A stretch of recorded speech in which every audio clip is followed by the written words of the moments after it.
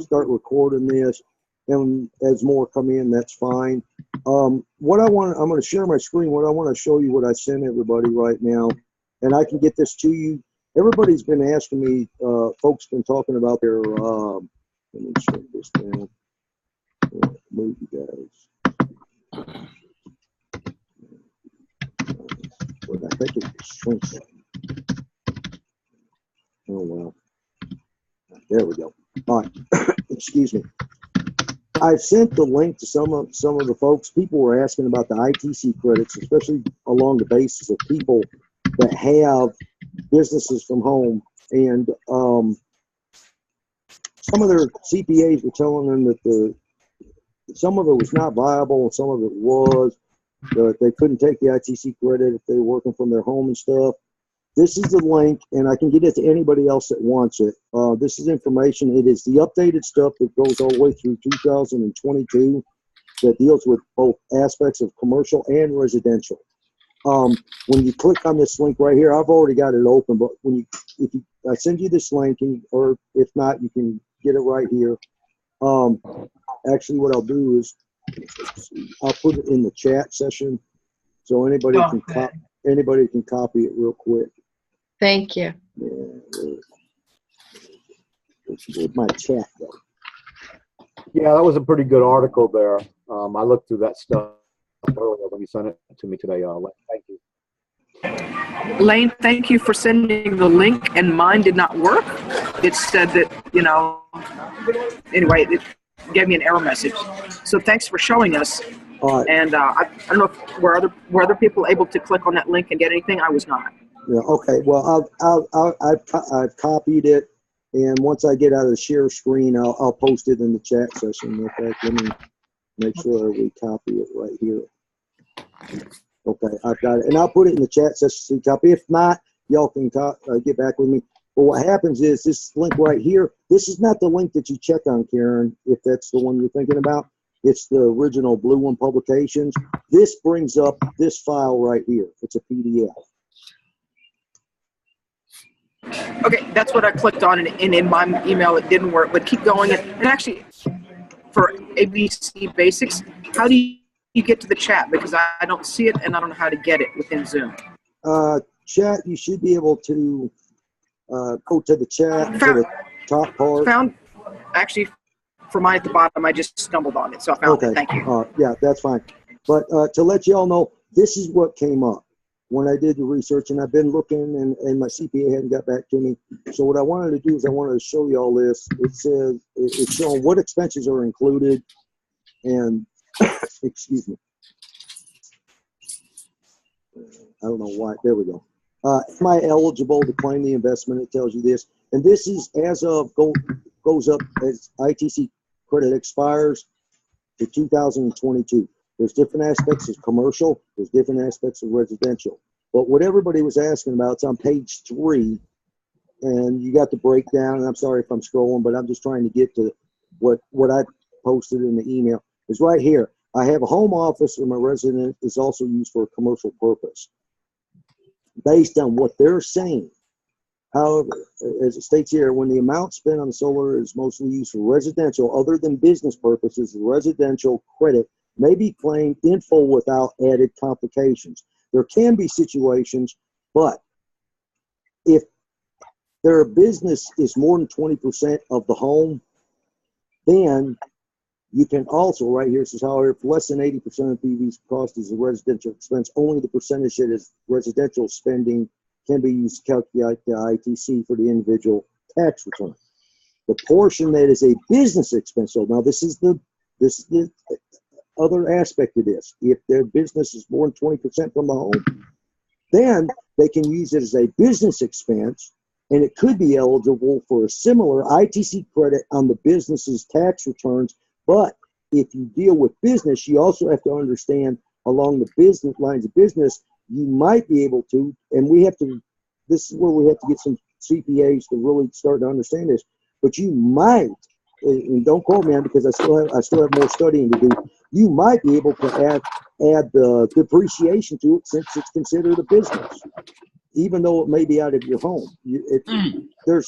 So it's a plus in a way, but yet I wanted to get this out to you because Mike asked me last week, Jenny asked me today, Karen asked me a couple weeks ago, and I was finally able to get some research and do this and come across this right here, and it's a PDF. It's something you can print out, you can email to your CPAs or CPAs or just people that do bookkeeping and say, look, this is what the current law is until 2022. And of course, the ITC credits, they drop down each year and stuff like that. And I think at the end of 2022, dealing with the business aspects, I think it locks in at 10% there. Now, if Congress decides in 2022 to extend this for homeowners, it's a possibility. It may not by then. Solar may just be exploding everywhere like it's starting to do now. But this is just something to help y'all, and I hope it does help you dealing with people with CPAs or people that have businesses from their homes and stuff like that. But like I said, if you have any questions on anything, you can get with me, and I will look the information up. Sometimes it might take me a while to find it, but usually I'm pretty hard-headed, and I'll do research till I can get a hold of it. I'm trying to get this to minus down here. I don't know why it's just been. I'm trying to close this one out. I'm done with it right here. There we go. Okay, I've got this link right here. I'll post it up in chat here in a minute. I wanted to show you another site, and some of y'all may already know the SEIA. Do you want to put this on recording, Wayne? Am I not recording it? Oh wait, I'm sorry. I'm behind. You're right. I remember seeing it when you hit.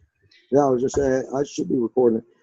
Here's the line. So you can go to the home page. You can type in the zip code for your area, and a page will come up that allows you to stay. I'm going to up in my browser right there, but you can type in the zip code for your area. Click search. Now, you go to each one. Risk renewable credit, with the federal personal tax credit, the government, but they have a mix of information. The reason I bring this up because we have folks, some of y'all over in South Carolina, North Carolina, up in Michigan, and people all over with. Might have some people from California that have popped in. Some of us are from Texas, but this is just tons of information. If you start training, all aspects that can be a benefit to us. Okay, so I'm going to close this one down, folks, and I'm going to close this one down. And let me get back to this, and I'm going to stop my share screen right now. There we go. Got everybody back in here. And let me. Hey, I got a question for you, Lane. Yes. This is Mike. Yeah. I was on GeoStellar today, and I happened to see two leads that have been put in apparently by my customers that I'm assuming I got from some type of stuff I've been putting on Facebook. Because I don't know how else they would have got my code to sign up under me.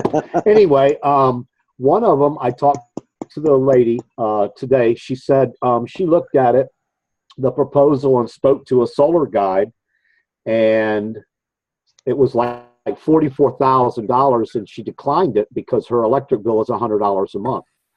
And I got a second one that was done apparently 5 days ago, and he actually went through and apparently did the whole profile. He did not claim it. I'm assuming, I don't know, maybe he did since I'm able to see all of that. He must have claimed it, I guess, but he did not submit an electric bill. And my question is this: he did it like 5 days ago. She did it a month ago. These are the first time today that I have seen or heard anything at all about those two being submitted under my name on GeoStellar, and I don't understand why I'm not getting an email or something. Have you checked your console? Yeah, well, that's what I'm saying. That's where I was at today, and I saw it my console. So okay. But still, shouldn't I be getting an email as soon as don't we have an autoresponder that sends an email out right away? You should, but remember when we were dealing with solar site design, and some people said, hey, I put, and this is when solar site design was doing the residential for us before we got GeoStellar. And remember, some people said, hey, I put it in 5 days ago. And some people said, well, have you gone in and looked at your, your council? And no, I haven't. And they Right. go and look. They said, oh, it's there. Sometimes there's a glitch dealing with the emails. I'm not sure with GeoStellar. I can keep running. We run into this, we run into that, and they've worked very tirelessly to get this up and going. Best thing you could do, Mike. Excuse me. You could do, Mike, is when you go into the log into your website on geostellar.com, the little lower corner with the blue chat box. Any questions you have? I did that. I Okay. sent all of the information to Okay. Alex, and he got back with me about an hour ago on the Yeah. first part of it. And he said, currently you should be getting an email. And I guess that's where the glitch is. I'm not getting anything from them.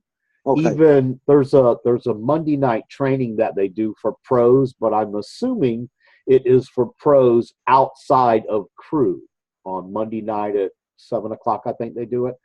And when I got my Apple iPad Air, my daughter put in a different email address, which is not what I use for Crew or Solar Site Design or GeoStellar or anybody else.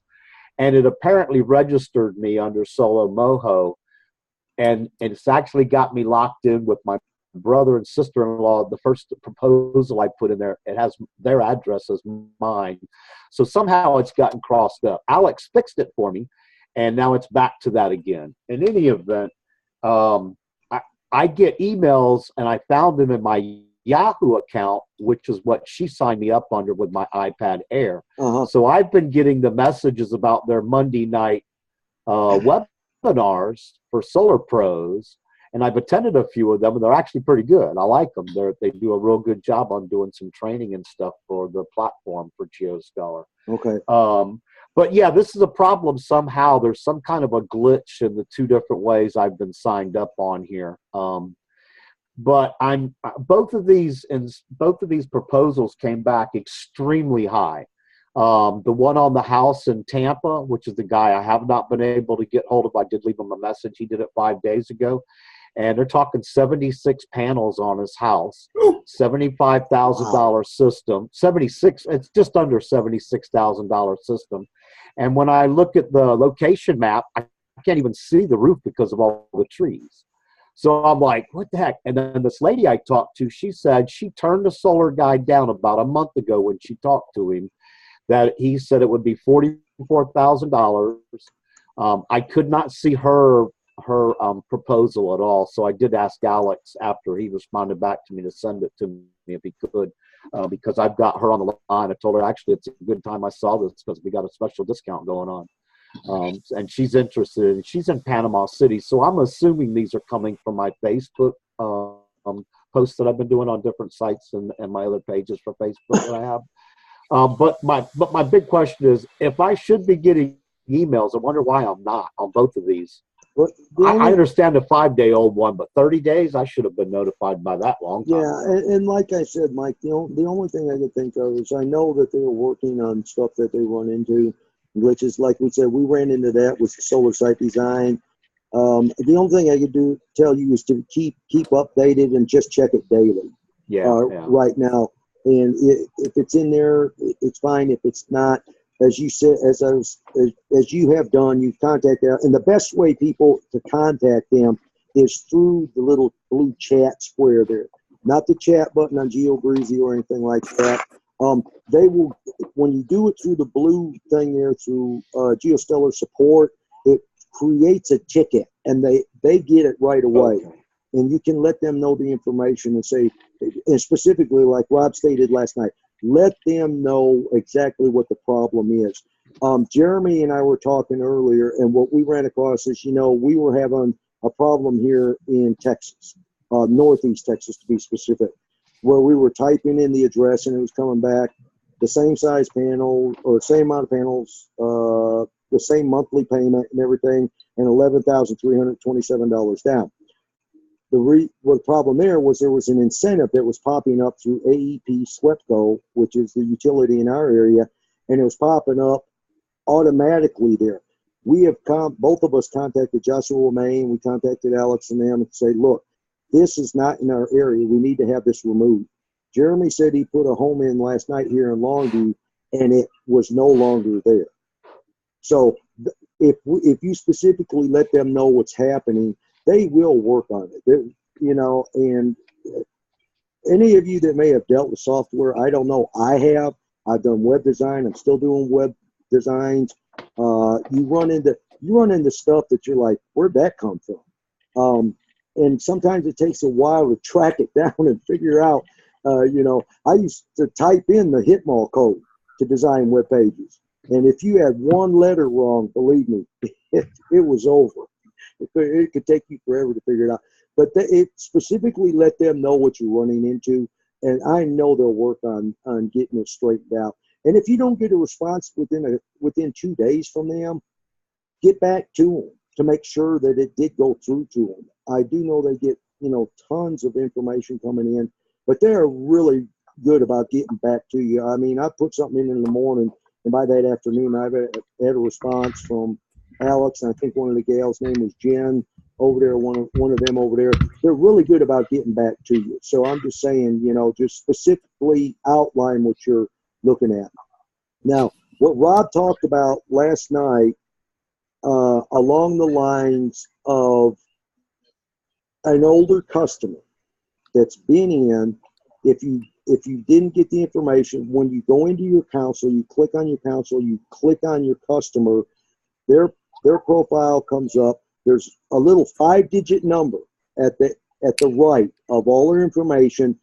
Copy that, highlight it and copy it, Control-C, take it over to the little chat window, click on the little blue chat window, explain in there saying, I would like to update this now to the Crew Plus promo code, and say this is the number, like 16545, I think it was last night, or like that, and put that in there, and you can send it to them, and they will initiate the new promo code and reduction price of what Rob was talking about last night of about 30 cents.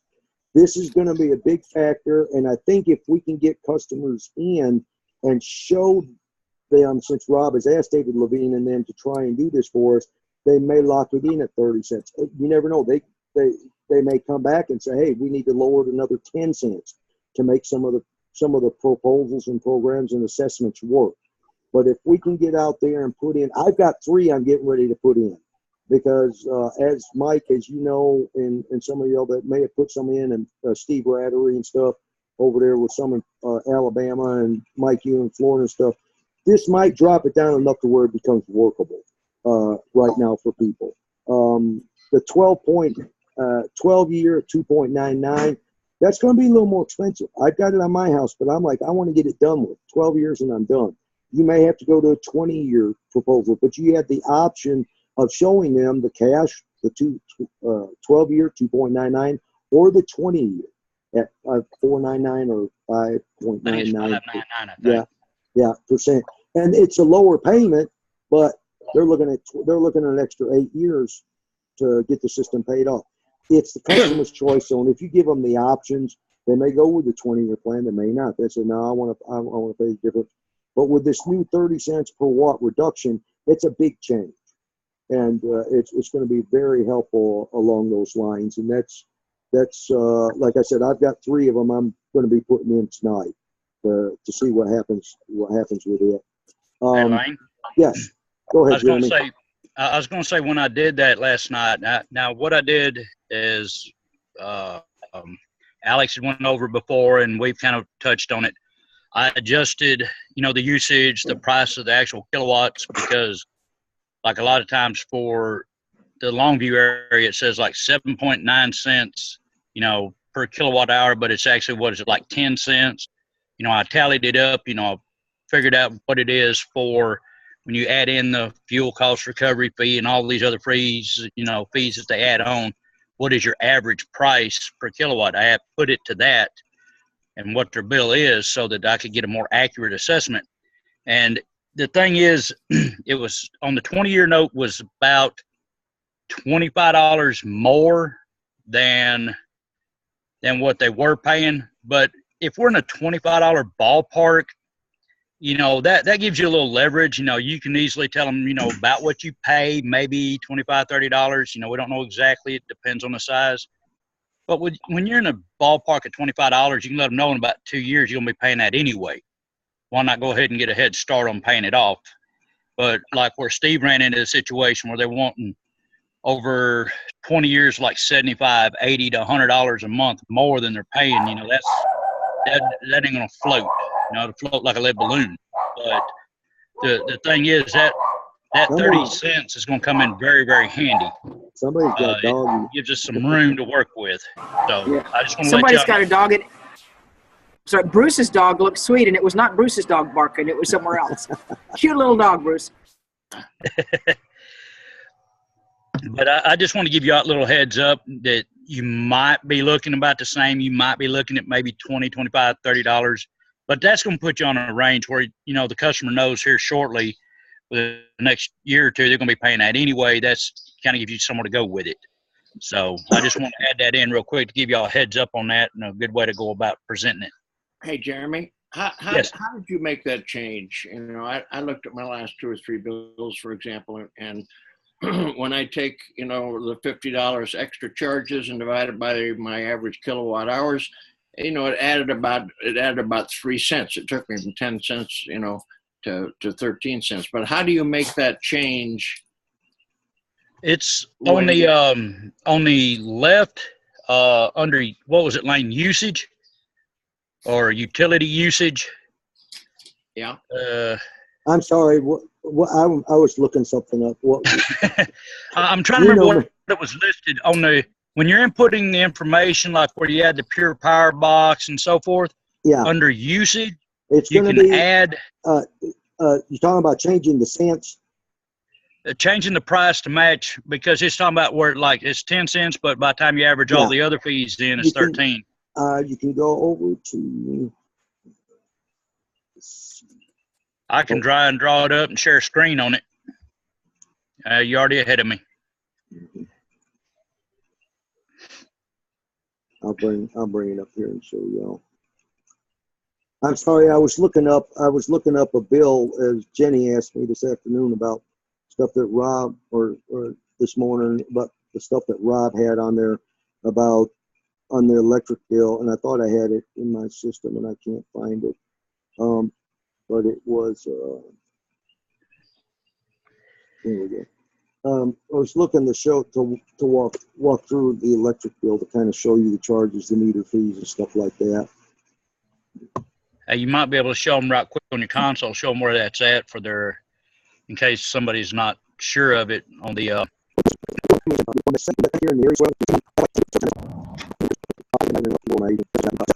Now, but I want to show you the banner right here under energy. You down the range you choose, you can plus or minus them. System size. You leave this one alone, okay? If you do something like with this area, the size of this house that's here, no kilowatt usage hours, average is 839. It was 16. I changed that. Southwestern Electric Power Company. This is where you can minus or plus. Okay. Now, if you just click it once with the plus, it'll click. You have to wait for the system to readjust. Like if it's showing 8 cents and you know you're at 13, just click it over and show you another side to the right, where you can go in and actually change it right away. But what I did was I changed it to 12 cents per kilowatt. I changed 839 to match the 100 average bill right here. Those are not all sync. Let me scroll up here, and I hope I'm not going too fast for everybody. And see, I have to go in and change this to find out what the different crew is. But it's the input usage right here.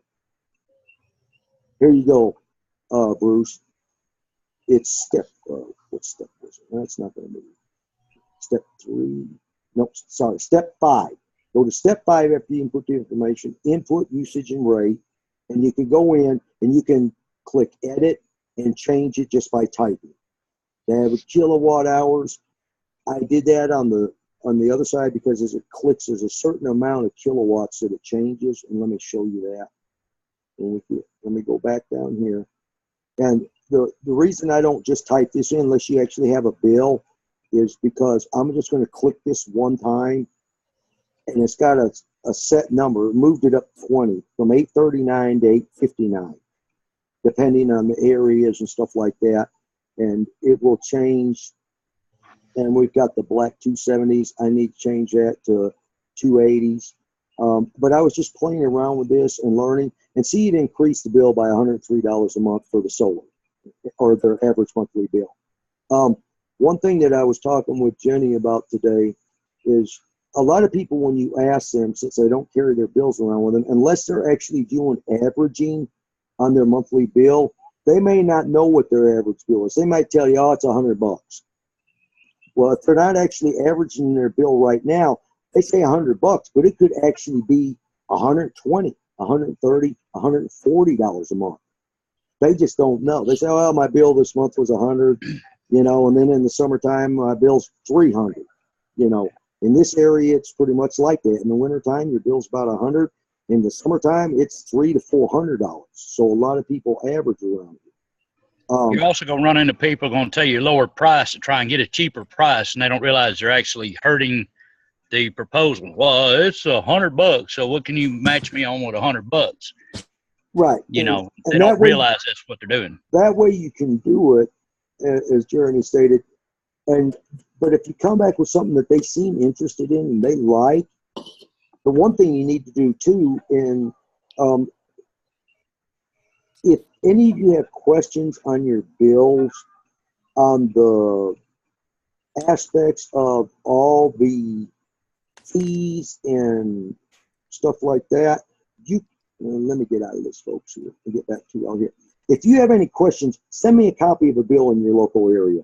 I'll walk through and mark each one that's the fees or anything. If you're confused or not sure about it, I'll go through each bill that you send me, and I'll mark them off and say, look, your customer's energy usage is this much. And that's what I was looking for, is my buddy Israel's bill that he had given me.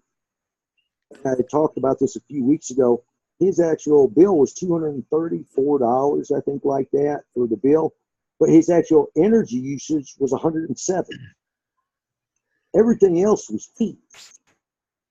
And as Rob pointed out last night, and as we talked a few weeks ago or a couple months ago about this, when they start seeing all these fees, I've been showing people this lately, they are just blown away. They're like, why am I paying for this? And it's like I've talked about here, we actually have a franchise fee, and it depends on the usage and the overall amount they get. But it's $2.89 for a franchise fee, because I believe AEP bought out SWEPCO, and they're charging us a franchise fee for buying them out. I'm like, that's not right. And that's along the lines of what Rob was talking about last night on the bill he had. So if any of you have any questions or concerns or something, send me a bill. I'll have it in front of you. We can set up a time. We'll call and talk. I'll look at it, and then I'll walk you through your bill to help you understand it, to get this across to your customers and say, look, you're spending this. Now, granted, you are going to spend a meter fee unless you can go completely off grid. That's what you're going to be facing. Along the aspects of that, here it's $8. I noticed the one Rob had last night, I think it was $16 for the meter fee. And that's just for that little meter sitting on the side of the house. It's connected to your solar and goes back in. But that's part of it until the aspects of the batteries get better. And we do have battery availabilities. We have JLM for commercial, and GeoStellar's got 3 different sizes of battery backups and stuff. Batteries are getting better. I was actually at an energy summit today, and they were talking about the guy from AEP and SWEPCO that was talking today. He goes, once the battery systems come in that become very functionable and capable, not only for commercial grid aspects, but residential, he goes, it's going to change the whole electrical market. So this is a guy from the utility company, and he understands. And that's why a lot of utility companies are working with us with solar. That once they find out that there is a battery backup and people can say, forget you, goodbye. They're like, oh no, I don't want to get to that point where folks get upset or angry, and I sat and listened to it, and I'm like, this is really neat. And they were talking about solar farms and stuff coming up too. And but the solar companies are realizing the market is changing on all aspects, dealing with coal, oil, natural gas. And they said, look, the oil fields coming back here in Texas and other areas across the country and coal and stuff like that. But they said there's a limited amount in certain areas on times on things that are happening. And we do need to look towards renewable energy aspects. And so some of the utility companies aren't going to, they're not going to listen at all. But a lot of them are becoming they're very smart, very educated. We have great people here in my area with SWEPCO, dealing with them, with me putting solar in my house and other areas around here, stuff that's happening. They're very understandable and helpful in that area. So it's just depending on where you're at, what utility you have, and what's happening. But you need to do a little education, like I said, along the lines of the bills. Send them to me. I'll sit down. I'll look through them, go over the stuff. If I have any questions, you know me, I'll do research on that state and that area or that utility and find out exactly what you're facing and what to go from there, where I sit down and talk with you on the phone or anything like that, that I can answer your questions along the lines of those bills. Okay. I've talked enough. Y'all have any questions? Yeah, I got one line. Yeah. I didn't understand. I thought I understood when Rob was talking about it last night, but I was going to resubmit 3 or 4 proposals today to have them updated using the new Crew Plus plus 5 numbers. Yeah. I don't exactly know how to do that. Do I use? Okay, let me bring the screen back up here, please. Yeah. How do I request the update? Yeah, I'll show you that. Okay. Right here, Bruce. You see this? This is the customer. I'll go back to it. Say you log into your system. Yeah. Okay. And let me get back out of this, and I'll show you exactly. This is what Rob showed us last night. Okay. You've logged in. You're at your spot. Go to your console right here. Yep. I've clicked on console. I just backed it up. Go to the customer you're talking about right here. Click on them. Yep. Click on them. Yep. And it will load up. Okay. Now look up here, right here. Yep. The 5 numbers. Those 5 numbers. Yeah. I click. I highlight them. Control C.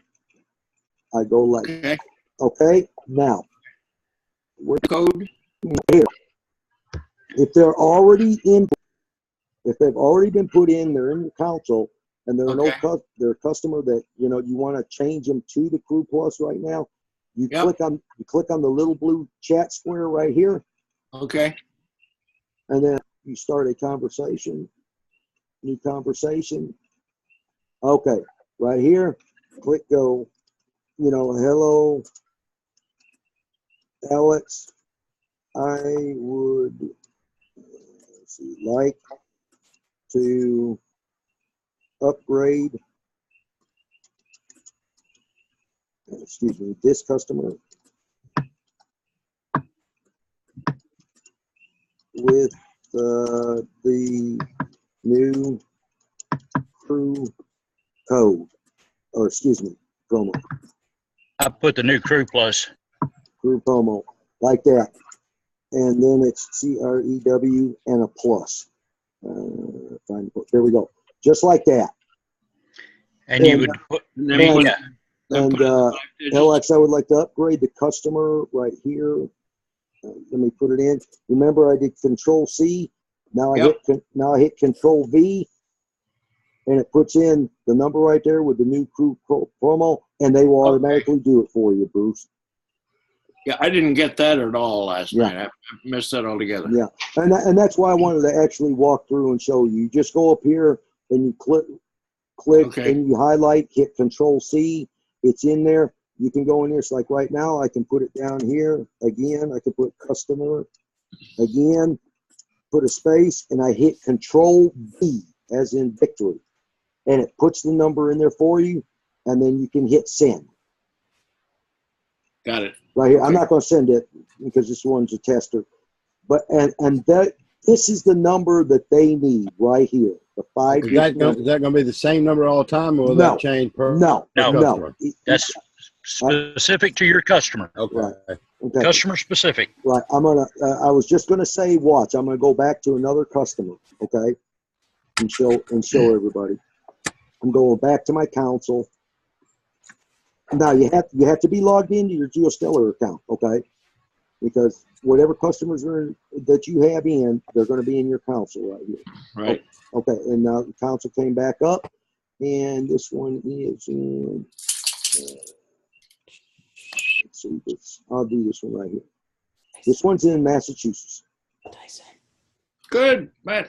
My home state. There you go, Bruce. Okay. Now, y'all remember the last number, 246-524, something like that. I've clicked on this customer that's in there that you already have in.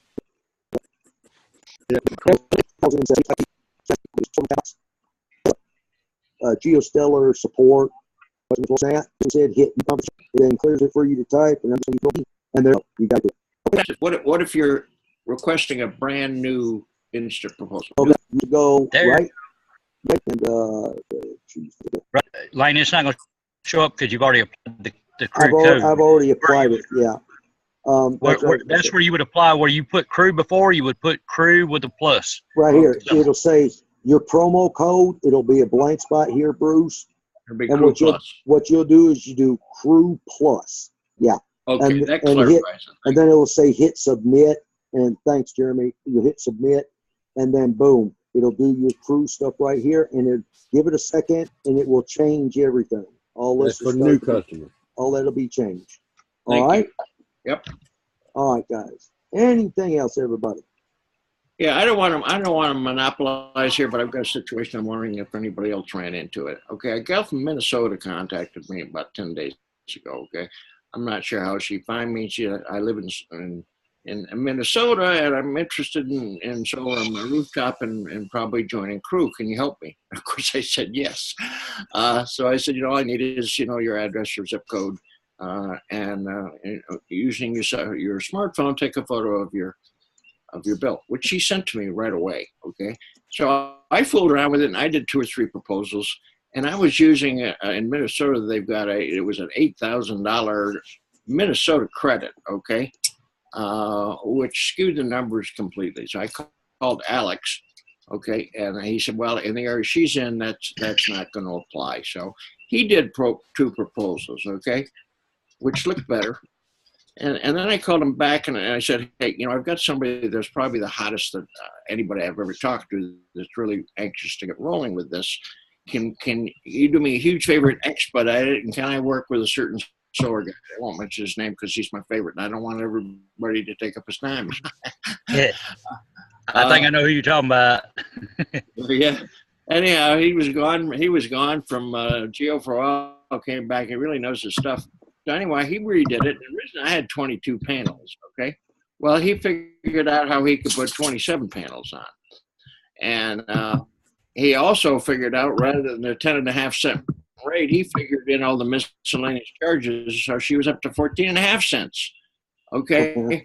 So, his proposal was completely different than Alex's. So my point is, what I'm learning is some of these guys are more experienced than other ones are, and you might get 2 or 3 different proposals if you're working with different guys. But anyhow, the glitch that I read, anyway, the new proposal offsets 100%. Okay, and she's almost certain to do it. We're going to do a Zoom webinar. Somebody's jumping on the computer. But what I ran into is this. Okay, the 2 proposals that he came up with are not in my console. And I said, hey, what's going on here? Well, he mentioned that they're using Pipeline, which is the CRM that Geo uses. So apparently, somehow, he's got me into the Geo Pro system rather than the Crew system. So, and I said, hey, I need this to be in my console. I don't want to be paid by GeoStellar. I want to be paid by Crew. Okay, and it's still not in my console. Has anybody else run into that where you're also apparently somehow signed up as a Geo Pro as well as a Crew Pro? Is that clear as mud?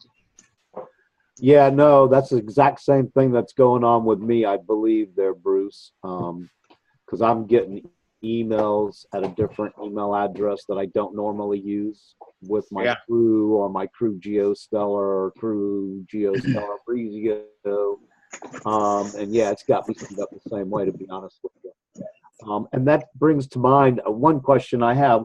On one of these two that I mentioned earlier that I just found on my GeoStellar site, he actually has two different numbers, ID numbers, and I'm wondering how is that possible?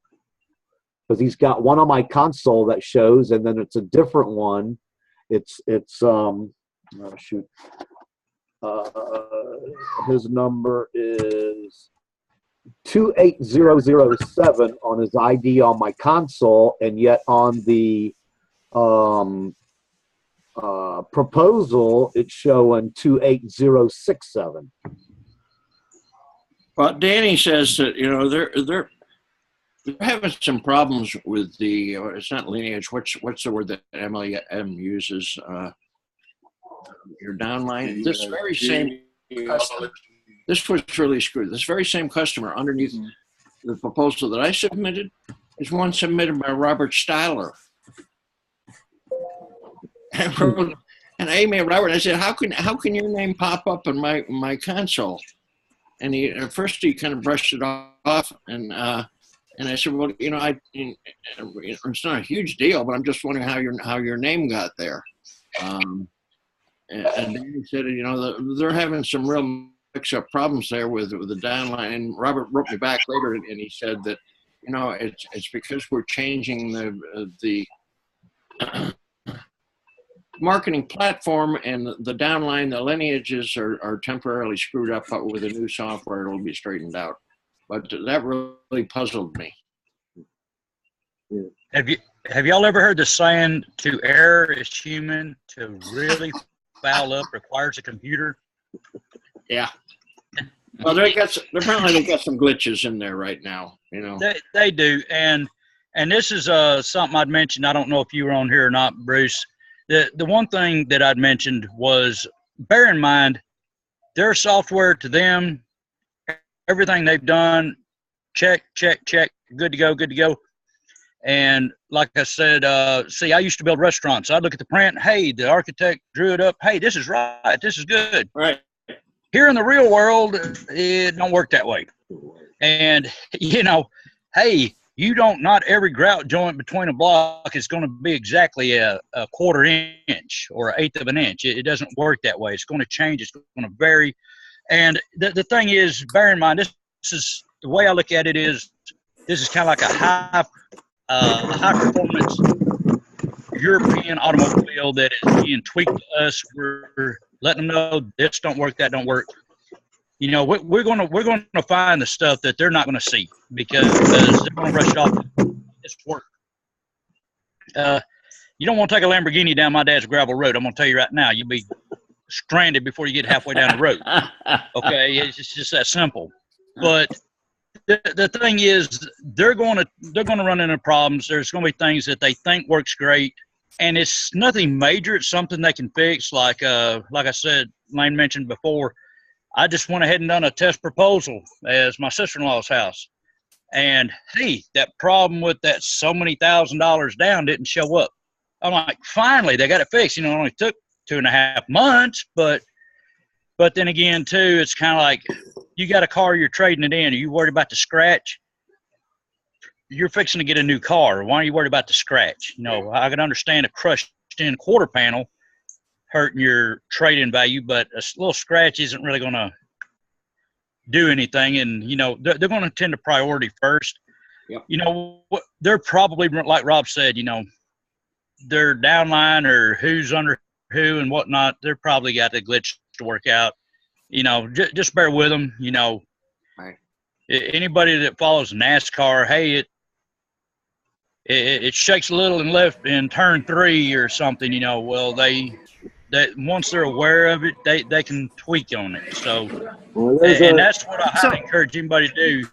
Find it. You've got a problem. Let's let them know and let them tweak it. There's our Alabama boy. I knew he'd have to get NASCAR in there somewhere, folks. I don't even watch NASCAR. Can I share something? Yeah. Before we did the update with the GeoStellar instant estimate, I had put in my brother's address in Florida, and there was a proposal that came back. This is before the instant estimate, and we didn't move forward on it, and it just sat there, and it was old, and that proposal at the bottom of it, the date expired. I called GeoStellar and I said, with the new GeoStellar instant estimate, can I re-enter my brother's address? And they said yes. So here, nothing happened. I didn't get any response about my brother, and that was back in last year, end of last year. So I re-entered his address in the instant estimate GeoStellar updated platform, and it wasn't, let's see, I entered it on a Friday. Come Monday, I got a call with my new solar guide. I got an email, thanking me for the lead, and then they sent me this little video clip and also a proposal. And then I talked with my new solar guide, Peter, and he asked me some very important questions that need to be addressed up front, like how old is my brother's roof? And is he in a homeowners association? And how much is he really looking to go solar? And so my task was to go and call my brother and find these things out. Well, lo and behold, I found out, his house was built in 2013. So Peter says, he's going to need a new roof. So right there, that's like right up front. Find that out. but the point I wanted to make. A new roof. Huh? Needs a new roof and it's built in 2013. Only 3 years old. It ain't old. No, I'm sorry, 2003. Okay. Oh. Yeah. I'm about to say, construction-wise, I'm about to say, what? Wait a minute. Yeah, no, I'm sorry, 2003. But Okay. what I wanted to point out to you, is that Bruce that was sharing? Hey, Bruce. Was it's okay, like if you guys, any of you have a lead that was in there that just sat there and nothing happened, it was okay, they said, for me to re-enter it. And I did, and right away it kicked the system in, and I got a call from a solar guide right away. I talked to him on the phone. I'm going to talk to him again tomorrow, as a matter of fact, and share what my brother's feelings are about. At this point, let's just hold off. So it was really quick, and I thought very professional with the response I got back with my emails. And so, yeah. What were you saying, Michael? Did you re-enter yours? Any of your old ones? Did you re-enter them into the solar estimate? Because what they did is they just kicked out my brother's old one. Well, that's what I was going to ask. Did they? Was it the ones that were expired? Exactly. Is that what you were able to do? They were okay. So my brother's basically, was if it's expired. been expired, yeah, okay. His was expired, and so what happened when I re-entered it in the new solar instant estimate with GeoStellar, he had another one, and so they just kicked the old one out. Okay, so once it's expired, it gives you the leverage to do that. Yeah, I thought so. Why not? And they said, sure, re-enter it. What they're doing is they're actually going through and cleaning out some of the stuff that's in there. I've been getting emails and they've been asking me. I said, this one's get rid of it. I said, if there's a delete button for me to do it, I'd get rid of some of them. But they didn't have that. And at one point, they weren't able to do it on their end, and now they can. They can go in and start cleaning stuff out. And that's what they're trying. That's what they're trying to do. It was very efficient. Yeah. But can I just ask you to clarify this, Lane? A couple Tuesdays ago, when Robert was away and Gregory Muscari did the Tuesday training, the Zoom training, I'm pretty sure I wrote this in my notes. Gregory said, wait to put the name of the person, the homeowner, on your instant estimate as you're working out the very first. You can hit skip. He did say that, and I found out that's. Well, I mean, so you can give them something to hold on to. Don't put their name on it. You can print it out, But once you guys put the name, because I was like, wow, I typed it in wrong. I better retype it. And then I put my brother's name in where mine was, and with his address, because why is my name on his address? And so I changed the name, and then right away, it wasn't Monday morning, I got a call. So what happens is once they have a name and you do that instant estimate, it's going to kick in the system, and you're going to get a call from your solar. Yeah, and that's why they stated, as Gregory stated, and I think even Alex mentioned it at one point. Don't put the name in. Because when you put it in, it allows you to play around, change the kilowatt cost, kilowatt hours, 12 cents, 10 cents, stuff like that. It allows you to change it without them calling you or anything right away. It allows you to get it set where you need it to be set, and you can actually get the information. And what they were telling me is you go to the little print box. Yeah. And not you can save it, but that'll save it into your GeoStellar. When you get 2 or 3 different, one cast, 1 12 years, 2.99, one at 20 years. You can save them that way for the different ones you change for the different financings. But to save it as a PDF to your computer, and I found this, I think Alex or Jen, one of them contacted me back. I asked them about it. Go to the little print icon. Click print. You go down, you can change it to save it as a PDF rather than printing to your computer or going to your printer. You can click save as a PDF, and you can save them and then email them out to your customers. I'm a little confused about that. I didn't get it. Could I say it once? Can you actually walk us through that? Yeah. Oh, yeah. Thank you.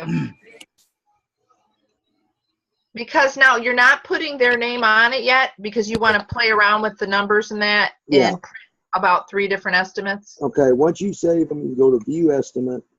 Okay.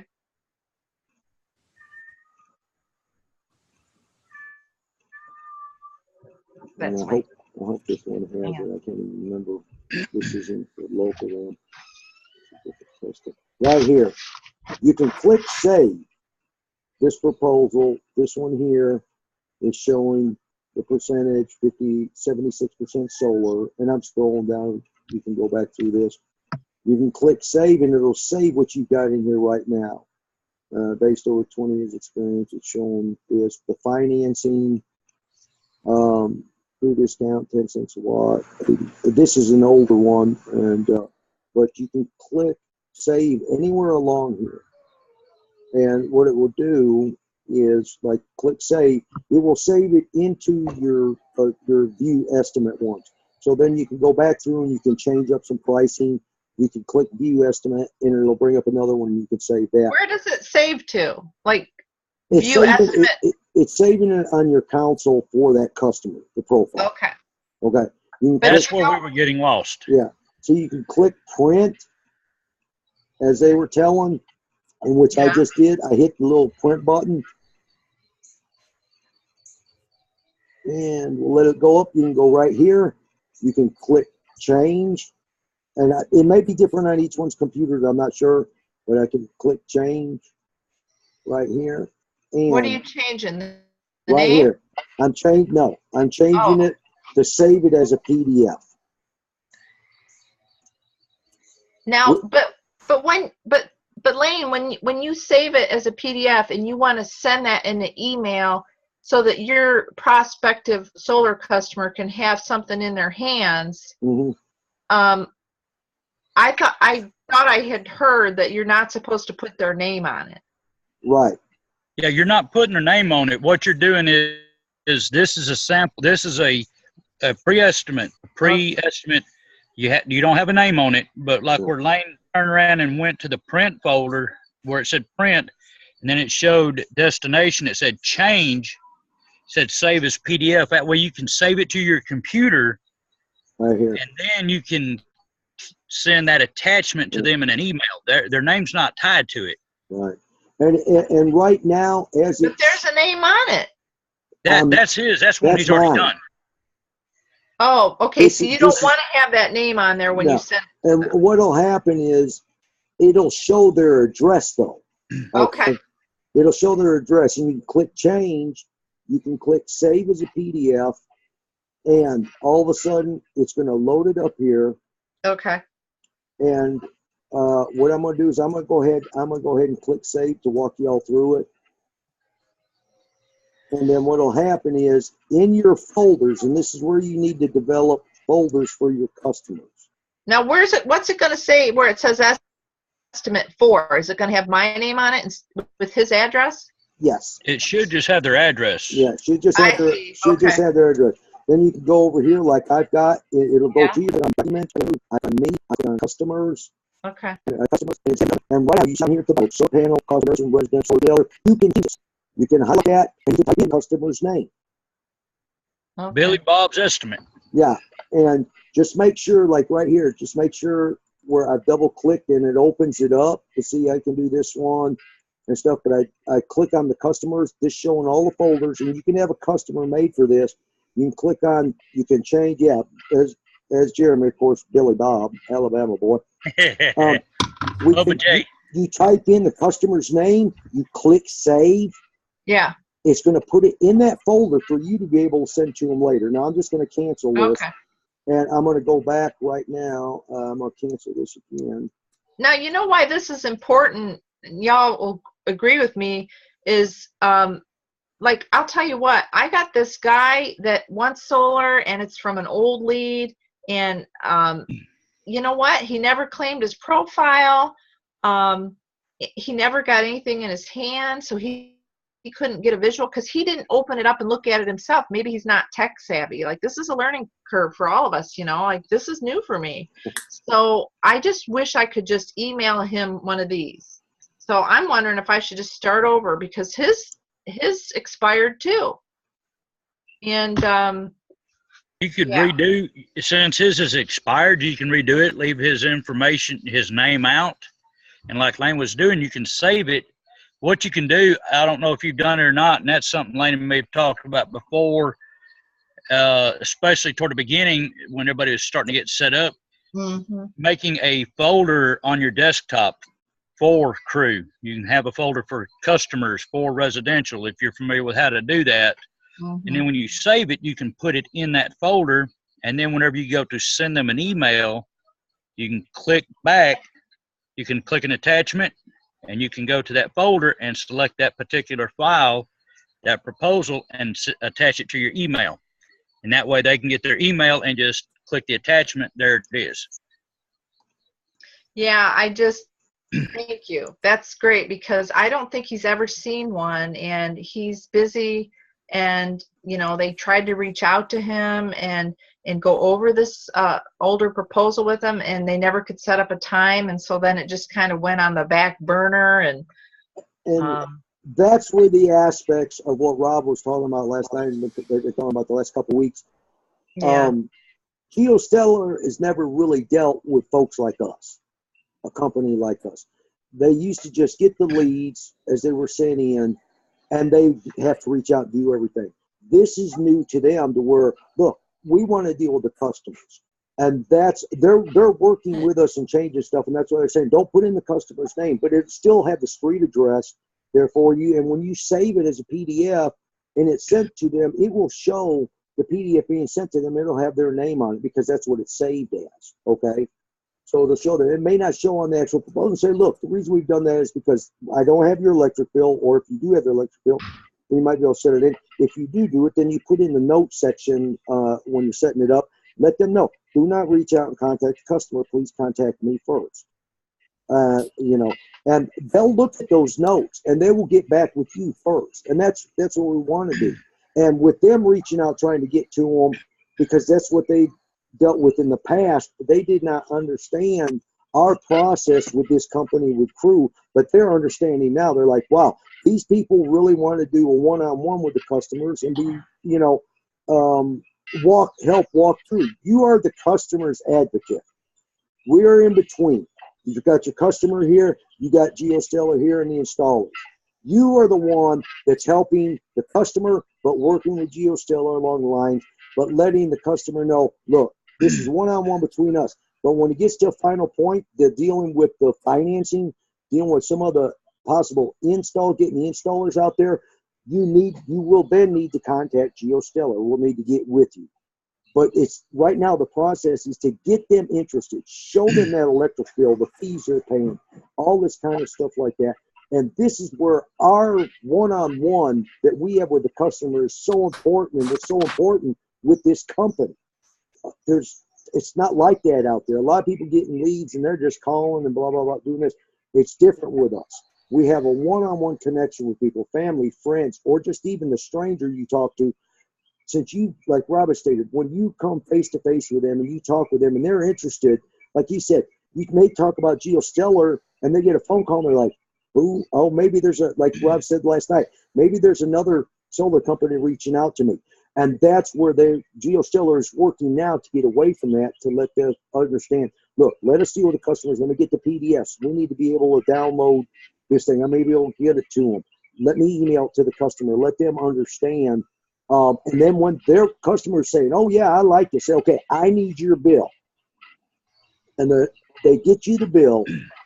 And once you get the bill, you look at it, you can even tell them, say, look at all the, did you know you're spending, your electric bill is $150 a month. Do you know you're spending $80 in fees? Do what? That's like Rob said last night, and then we've been talking about in the past. That's going to catch them. They're going to go, are you kidding me?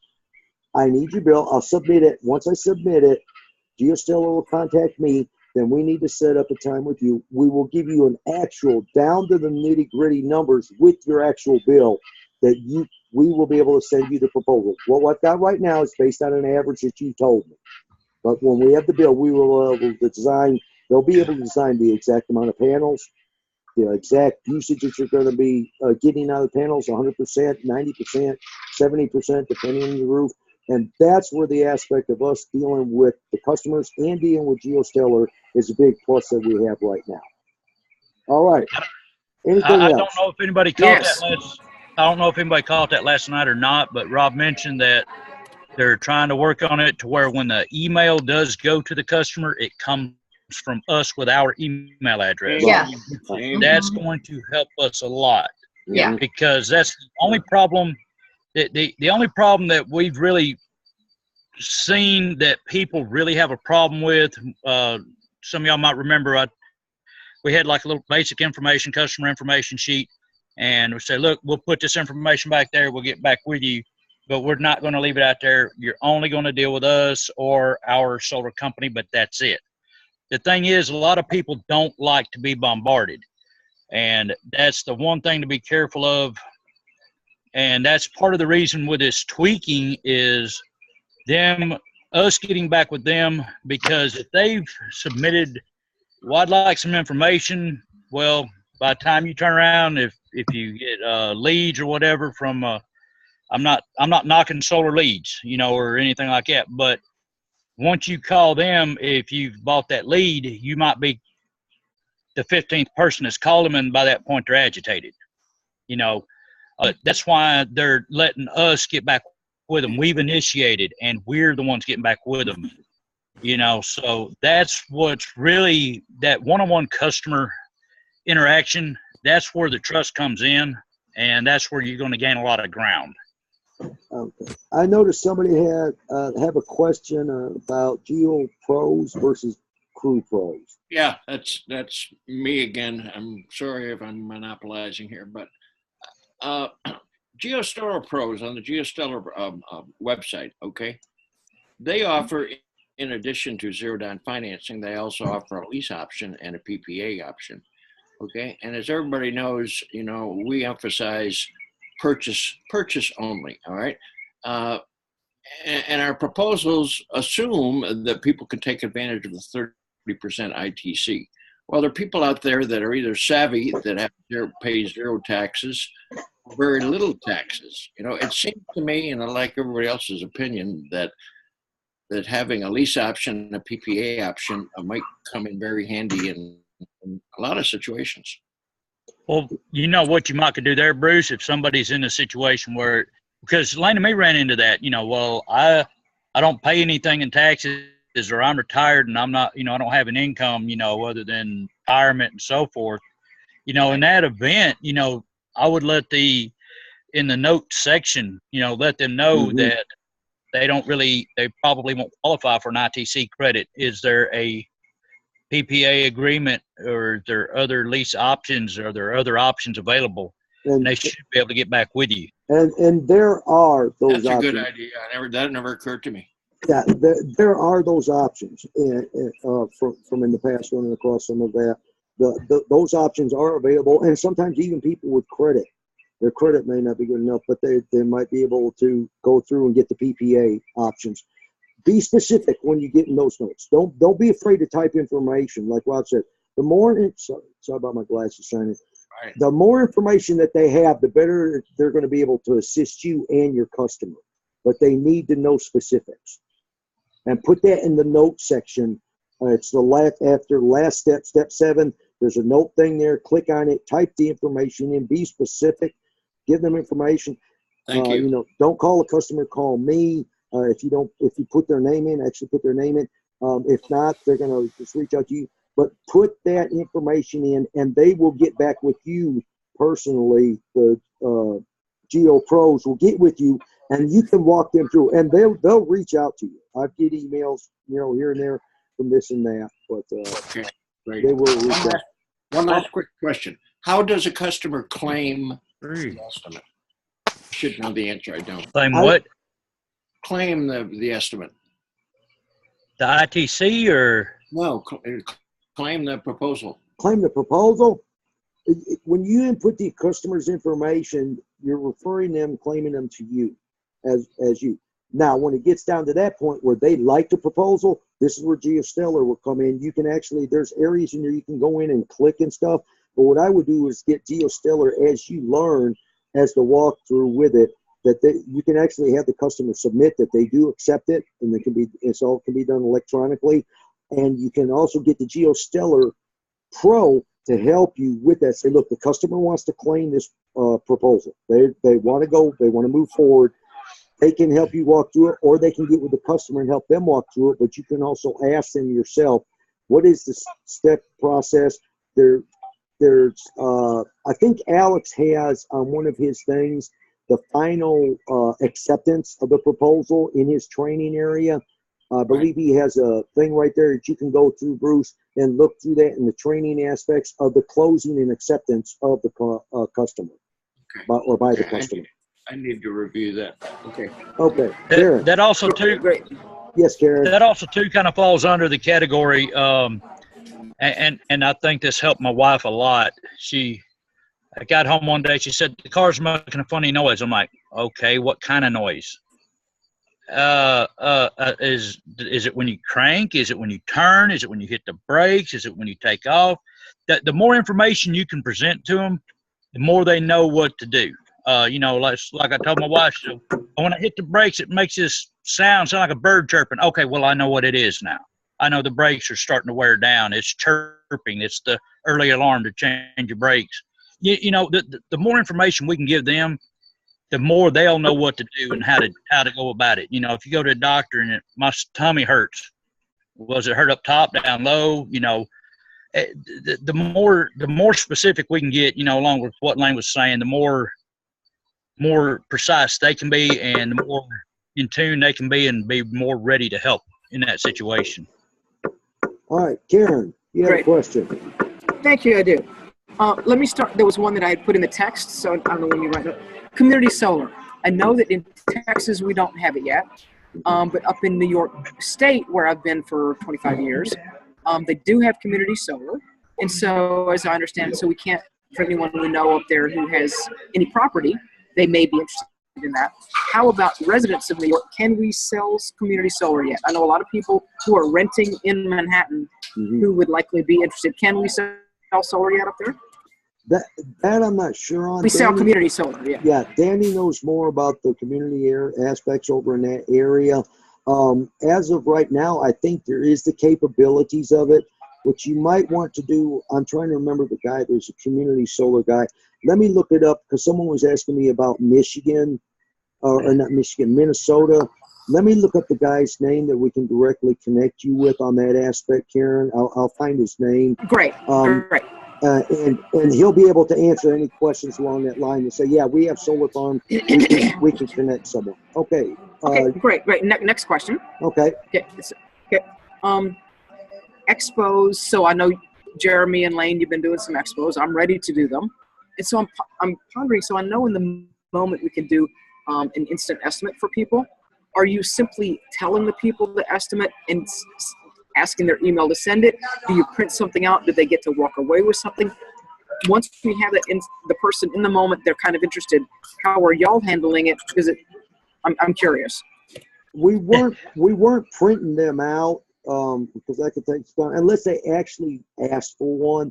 But basically what we were doing was giving the information. That's where we had the customer sheet. And I was looking for it because I was going to show it to y'all and send it to you that you could use on your shows, where you get the customer's name, information, average monthly utility bill. You can type it in. You can show them. If they're very interested in it, what you can then do is you can say, okay, I've got your email. I've got this proposal right here. You like it? I'll send it to you so you don't have to walk around the show with it. Or you can have a printer there to print it out for them if they want. Most of the time they'll say, hey, you can go ahead and just email it to me since you've got my email, and you could send it right then. Say, by the time you get home, it'll be in your email box unless you get real busy. Say, look, you know what? I'll get them out tonight or I'll get them out tomorrow for you. I'll get them to you. They'll be in your email. And from there, as you like what you have, actually, when you leave, since you like what's here, when you get home, if you don't mind, take a picture of your utility bill and send it to them. All right. Thank you. That's helpful. Thank you. It's great to hear your experiences. And as I'm listening, it gives me two thoughts. One is, as they leave, you're right. I don't want them to need to carry a whole lot around, but I'd like them to go away with something so they have something with them. I'd also like to not have to schlep a printer with me, but if we would pre-create some form that's waiting for the main points of the estimate, we could handwrite those in, hand it to them, and as you're saying, get their email address. And in a way, it's perfect to do the email address because it sets up that we're having another contact. They're watching for us, and we keep that going because we want it to not be just an interesting experience they had. We want to set it of when our next thing is and keep things moving. So, like you said, so we get that utility bill. Yeah. So actually, my answer to myself is I'll do both. I'll probably make a pre-printed page so because I want them to have something in their hand with the nice colors and the estimate. Wow, honey, we could save $35,000, or whatever, so they can see that. Okay. Karen, what you might, I'll give you an idea too. What you might do if you've got kind of already got kind of like a pre-estimate, like a form to give to them, like a little slip, like you're looking at this price, this amount of savings, What you can do, this is a little recommendation I have, get their email address, just get that basic information, email address, phone number, and say, look, as you're walking around, if I get a chance, I will get this. And as soon as you get it, I'll shoot you a text and let you know that your proposal's ready and you can swing by and pick it up. Give you your rough estimate is ready. You can swing by and pick it up when at your convenience, and you can have it sitting there waiting on when they walk by. You can just hand it to them. Cool.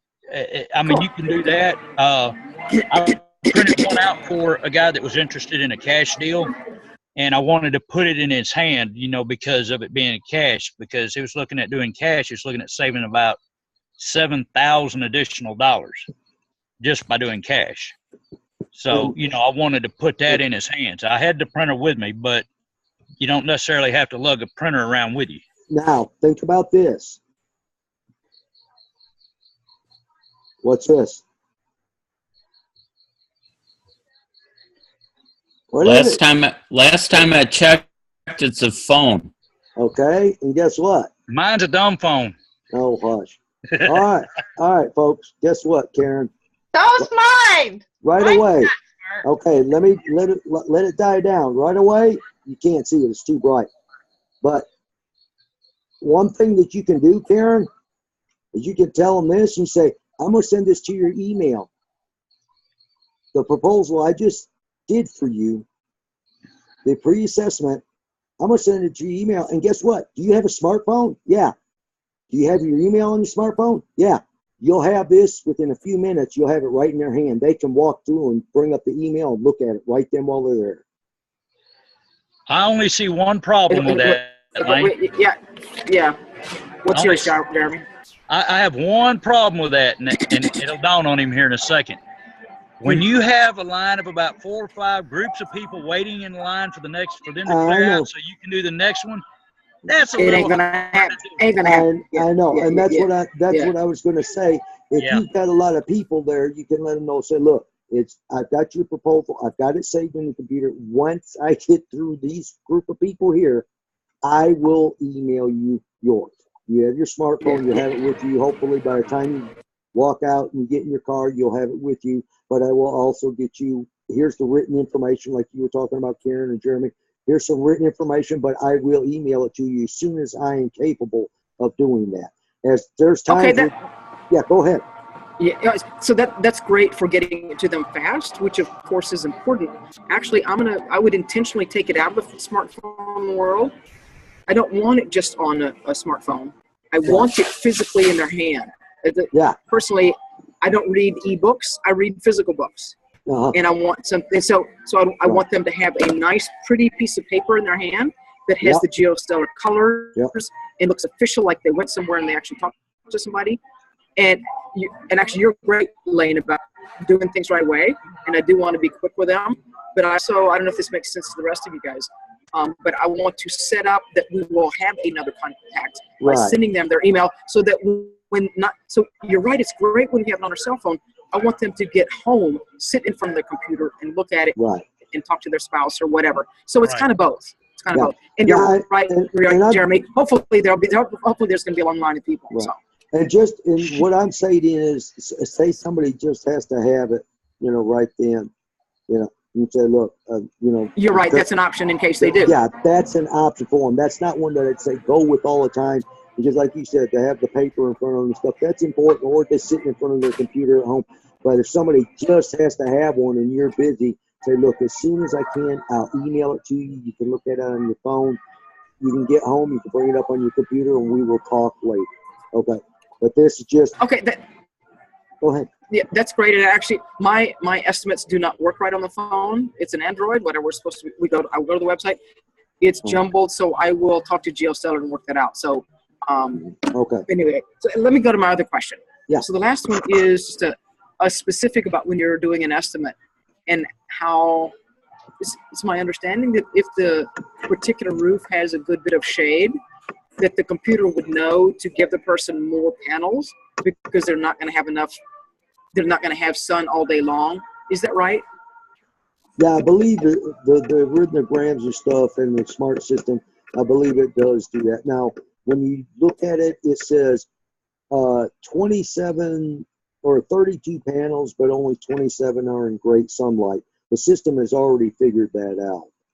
Oh, okay. So mine does. So in my home, I only have a bill of about 100, 110 per month, but it wants to give me like 42 panels. It's like ridiculous. So actually, I'm ready to cut down some trees. They're ones that are it's really okay if they go. And so I'll just talk to GeoStellar and say, how do you readjust for that? Because the trees can go. Yeah. And like I was saying, in the area, in the system, the flyover aspects and the stuff, when you actually do the proposal, the original amount of panels, the top one that's bold, might show 35 panels, but then you look down, if you read the lines, people go, well, why is it saying 35 up here and 27 down there? The 27 is the actual full amount of sunlight that they're going to get. The best percentage of the panels are going to have this amount. The 35 is kind of compensation for some of the areas. Either you can have that many panels, but it's going to give you some shaded areas, or it's not going to get the full. Like my eastern side of my panels on the east side of my house, you're not going to get that much as the south and the west side, or the west side in the morning. It'll get it in the evening, and the east side will get it in the morning, but it's better with the south and west side. And it figures that in. Okay? Yes, and last quick question for you, builder types, whatever. So I'm in Texas. I'm in the hill country. All the buildings up here have a metal roof. And so I appreciate that if something was built in 2003, you might need to make sure that the roof is sound enough to last for the next 30 years for the panels. On my house, the roof is metal, but it was built over 100 years ago. It's never been replaced. It doesn't need to be replaced. So what kind of needs when a roof is metal? Does it just simply not need? Do No, you just assume then it's going to last forever, or what do you do with that? that's the aspect where when the installer gets on the roof. When the installer gets up there to do the walkthrough of it, when the customer says, yes, I want to move forward, the installer comes out, he will take a look at the roof and he will let them know right then on the aspects. Now, if it's a commercial building, Solar Site Design has roofers that they can apply a new roof into the financing with. If it's a Okay. residential, that's pretty much on the residential person's part of having a new roof done. We haven't integrated that yet with the residential. We have done it with the commercial aspects. But that's pretty Okay, well- much, go ahead.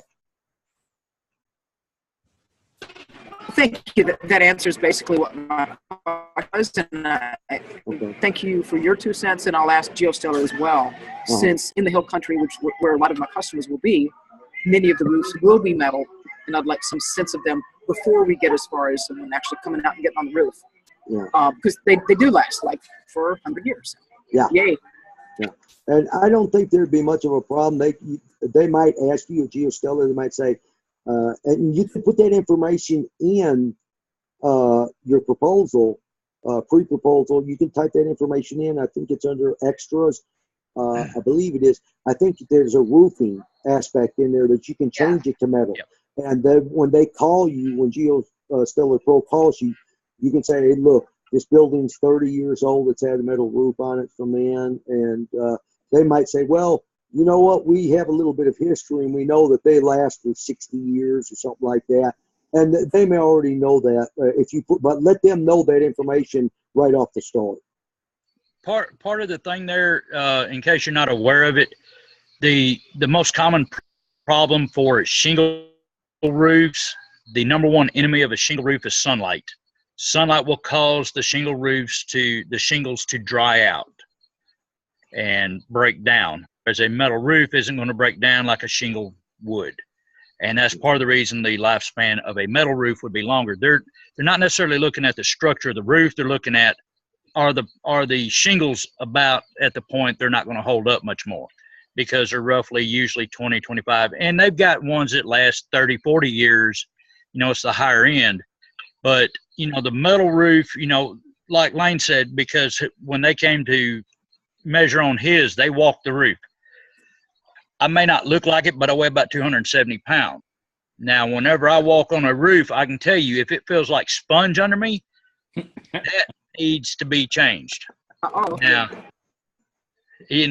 but the thing is, these guys that walk across, they're going to know what they're doing. They're going to know what they're dealing with. A metal roof isn't just going to dry out with sunlight like asphalt shingles will.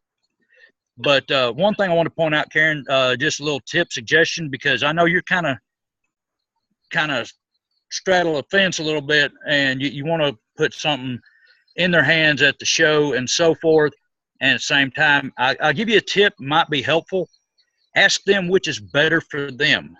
Would you like to swing back by and get a printed version, or would you like for me to email it? That way you're kind of appealing to them, and you're catering yourself to them, and that's going to really catch their attention. Hey, they're asking what's best for me. That's going to give them a little more incentive.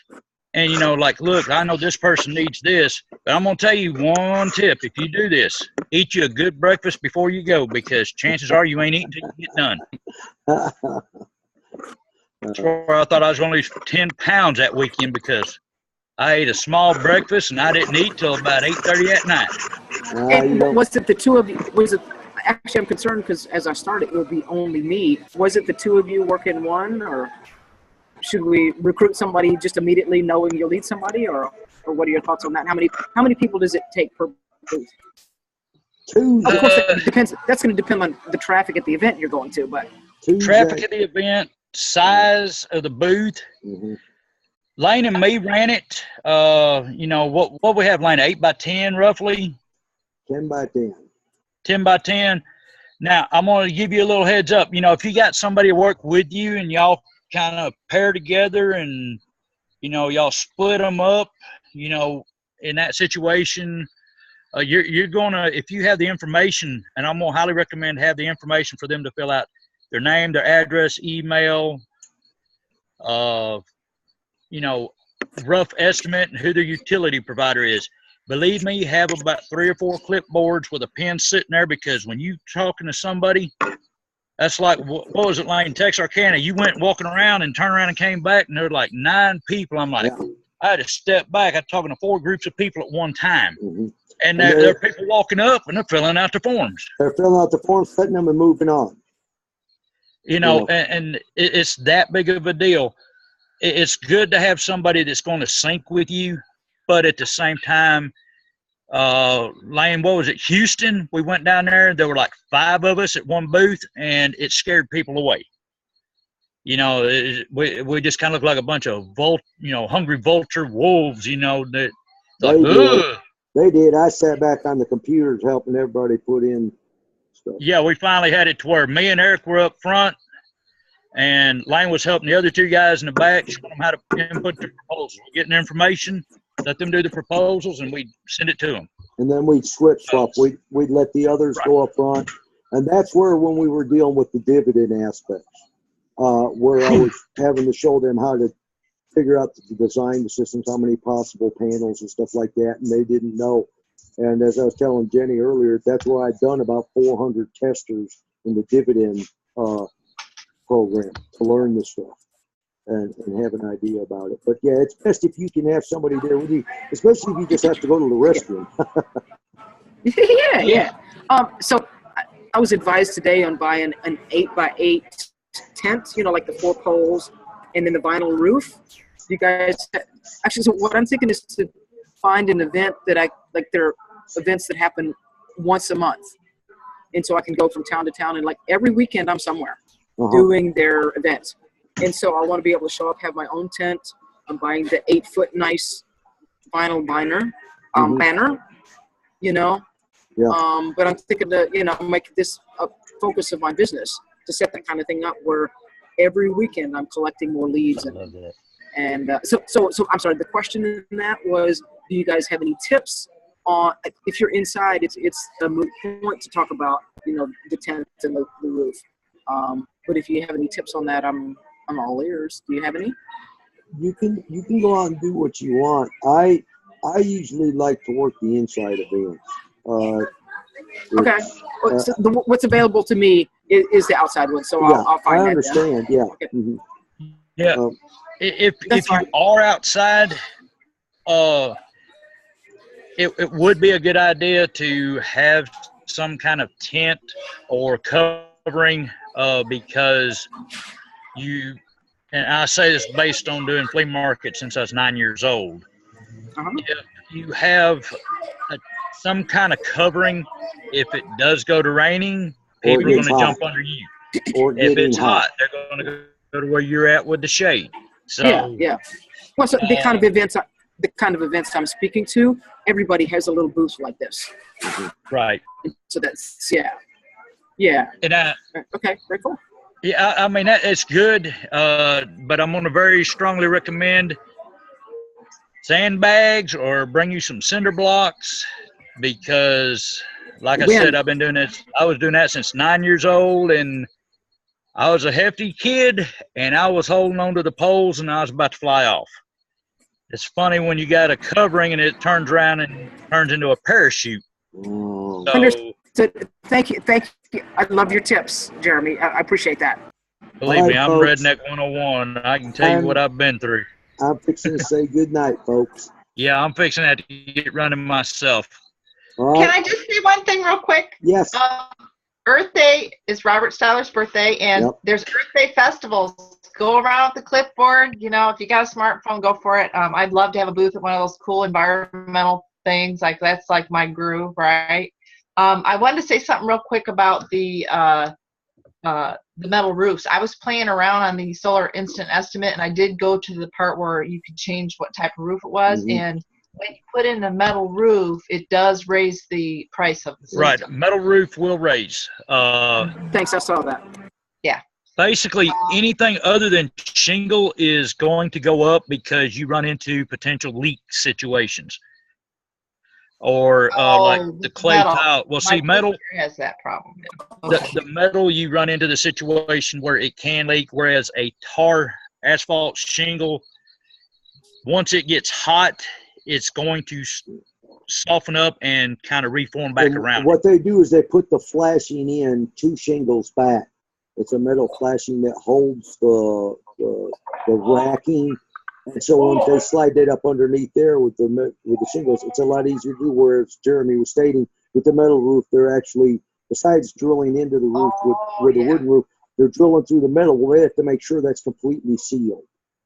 Not saying that they don't on an asphalt roof, but with the flashing that goes up underneath the other 2 shingles and to the side, it seals itself down and around. With the metal roof, they actually would have to go in and completely make sure with a different type gel or sealant. Yeah, they'll probably have to use a silicone to seal it off, because if not, it will turn around and leak, get up in the roof. You'll cause stains on the roof and all kinds of problems, and that's why, you know, they've got to take into account for that. That's like a ground mount unit will cost more. As Rob has mentioned, you got to aug into the ground, put the poles, add the concrete to anchor it in. You know, there's more work involved, but that's the thing with the asphalt shingles, you know, like Lance talked about them putting it in. The thing is with the asphalt, with the shingles though, when it gets hot, it gets pliable and it remolds a little bit. You know, it's not miracle or nothing, but it'll kind of reseal back around it when it gets hot. Sounds good. So Thank you so much. All right, folks, I'm going to say good night. Thank you so much. Oh my You're God, you are a endless well of information. If any of you Good night, has That's got to any, go to Lane. if any of you has any questions or you need any information or you need help walking through something, call me, and if I'm available, I'll walk you through anything that you need. All right. Thank you. All right. Thank you. Good night. Have a good Start having evening. more time. Bye.